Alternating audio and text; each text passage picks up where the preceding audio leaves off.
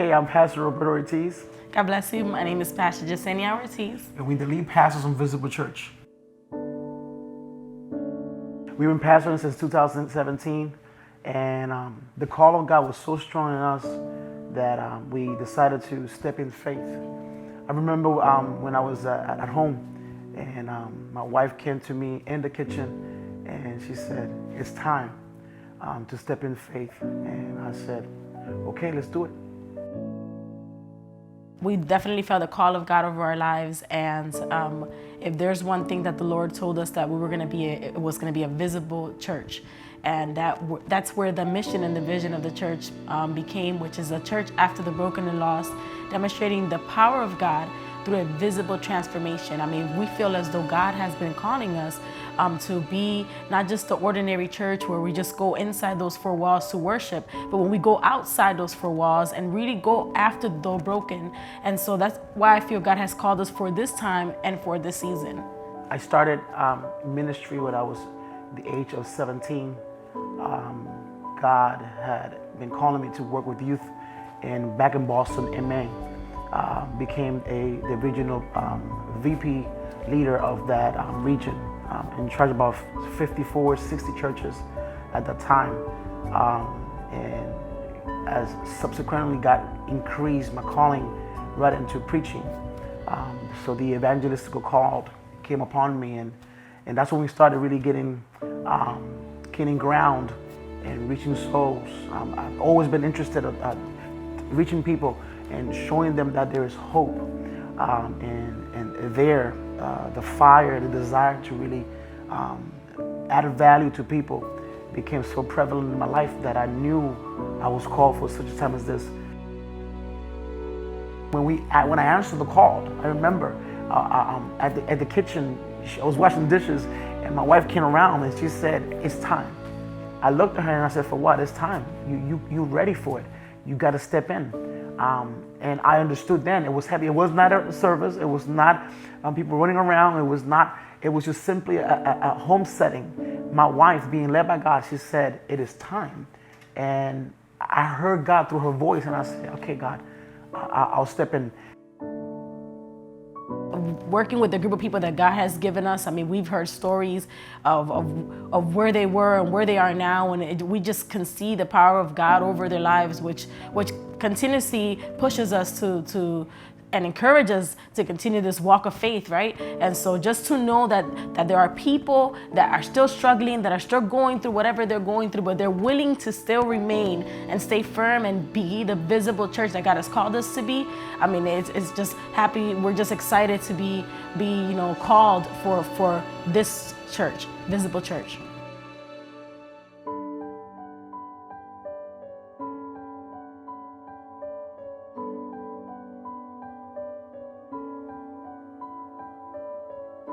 On 9/11/2019, Wednesday night, we are, that day, I was preparing myself for the lesson that we've been teaching about, The Bait of Satan by John Bevere. It's been a phenomenal series. We've been talking about the trap of the enemy, which is escaping offense. It's been amazing the past 6 weeks, and that was our 7th lesson, our final lesson for teaching, called The Shaking. It was called The Shaking. Here we are, getting ready to go to church, and we have the sense of urgency to want to go to church. We went ahead and went to church, and there was a couple, a few families, and one family, new family that came over the church that night. The Santiago's family, and the mom and the son came over, and they were waiting for her daughter to come with her boyfriend that day. And we're teaching about the shaking, and it's in Hebrew chapter 12 that I will shake earth and I will shake heaven, and whatever is unshakable, it will remain. And at that moment, around 7:45 p.m., I smelled smoke coming out of the walls from the rooftop. Because the light on top of me had gone off. I told one of the young men, "Go turn off the light, the switch light, because I went off just to cut the current. All of a sudden, smoke was coming out of the wall. We could smell the scent of smoke. So, and we feel the inside of the church getting hotter. The young man that came new, I sent him to go outside. And he went outside to check. And needless to say, our roof of our church is on fire. Listen to me, on fire. Smoke coming out of the siding, and he came rushing right in. He said, Pastor, the church roof is on fire. I ran outside quickly. I looked over and I'm like, this can't be happening. I went back inside and I'm reminiscing because we've been talking about the shaking. And I was telling the church that moment that Jesus at the supper, and Luke, he's teaching the men, he's about to have the Last Supper. He's the one initiating the offense, the shaking to see if you get offended. Not the devil, not the enemy. Jesus said, one of you in this table is about to betray me. What happens is that sometimes we get upset that we want to credit the enemy for what the attack is coming, and not knowing that it's God himself shaking our foundation to see if we will get offended. At that moment, I believe that we started running. I ran outside. The 911 wasn't going through. Mind you, our church is across from the fire hall, literally 25 feet. So I ran straight to the fire hall, and I told the firemen there, our church is on fire. And they rushed in and barricaded. I'm telling you right now, as I'm looking at the church, I called Pastor.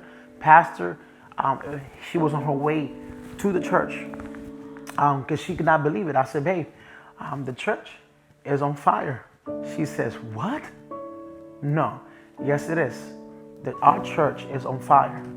And firefighters and about 5 fire departments came over from every county, came and stepped in to help out. I'm looking at the building and I lost it. I'm not gonna lie to you. I lost it completely. I was in awe. I was like, this is really happening. The young man that came that night reminded me. He said, Pastor, you said that God himself is gonna shake you, and he's testing your foundation.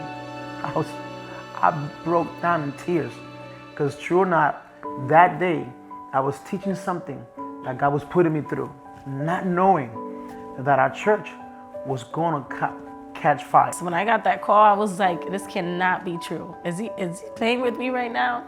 I heard it and I was really trying to understand why at this time, God? Why at the time where we finally got our location, where we finally feel like we made it somewhere, is the time that I'm getting a call that the church is on fire. And so when I'm hearing him say this, the only thing that came to my mind was, how's the church? Did you get everybody out of the church? And he was telling me, yes, I got everyone out of the church. But he kept saying, babe, but the church is on fire. And it was just very hard news to hear, and just to really trust God through what I was hearing. It was really God definitely shaking my faith as well, because I said, now we have to make sure that we hold our ground and we continuously trust God through what my ears were hearing at that moment. I remember walking towards the church because I didn't have transportation, so I walked towards the church, and I remember seeing all this fire trucks and all the smoke. But one thing that I did see that really impacted my life, and I know that this is going to be a memory that's going to stay with me, is the fact that the people from the community came out, and people that we have never met, people that just really wanted to come out and just shake our hands and just let us know that they were there with us. And and I think it's a beautiful thing that when times like this happen, people actually come out because they really, really are concerned and want to just simply just be there for you. And so I thank God that just the love of the people in that community were there to keep us sane, really, because anybody would have lost your mind. If you've invested time, you've invested your finances, you've invested your heart into this place. This is the place that we can officially say we found our home, and now it's burning down. Yeah, listen, 1 Peter chapter 1 verse 7 says that your faith shall be tried with fire. And I believe that God says, I gotta test it with fire. I really gotta I gotta prove the faith, not just for you, but the people that you're leading, so they can see the way and how pure your faith is. At that moment, I didn't get it. One of my favorite writers, his name is Soren Kierkegaard. He says, "You live a life forward, you understand it backwards." I'll tell you, right there in that moment, I didn't get it. Seeing where the church is heading, I get it now.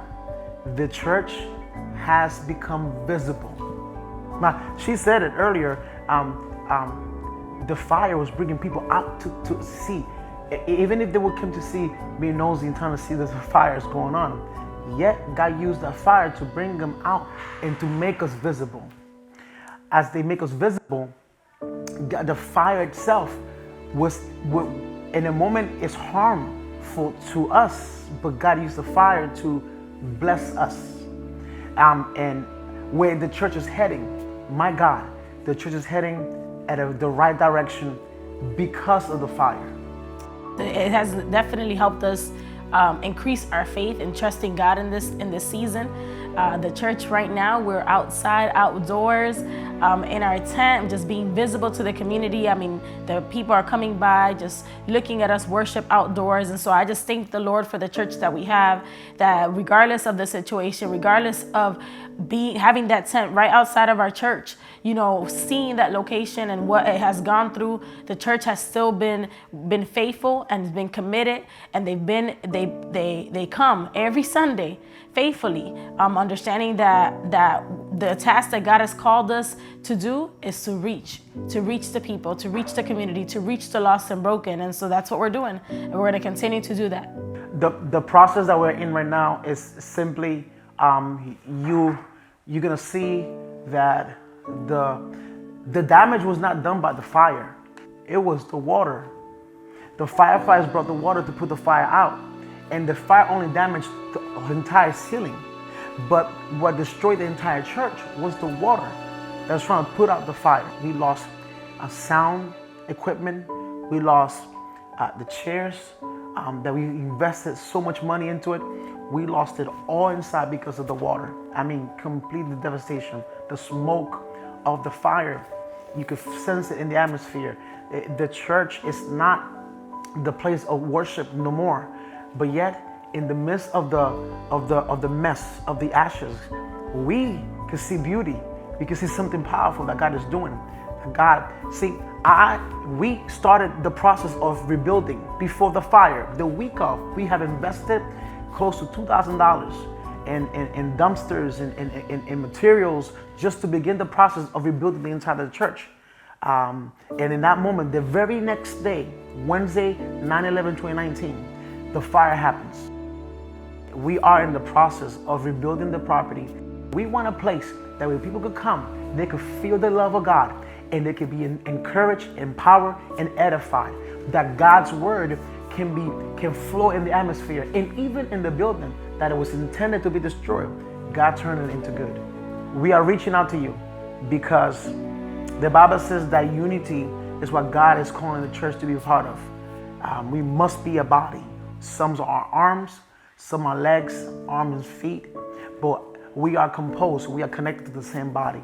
As young pastors that we are, we trust God and we believe God that God is going to touch your heart.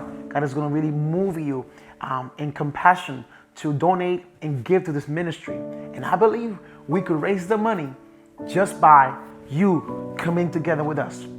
There's a website before you that is www.visiblechurch.net. And in there, you're going to see, you have a link there that says donate, and you could see the videos and the pictures of the aftermath of the fire. I trust you that you could unite with us and partake in this journey, that you can be part of this blessing, helping us rebuild the property and even better for the community alongside.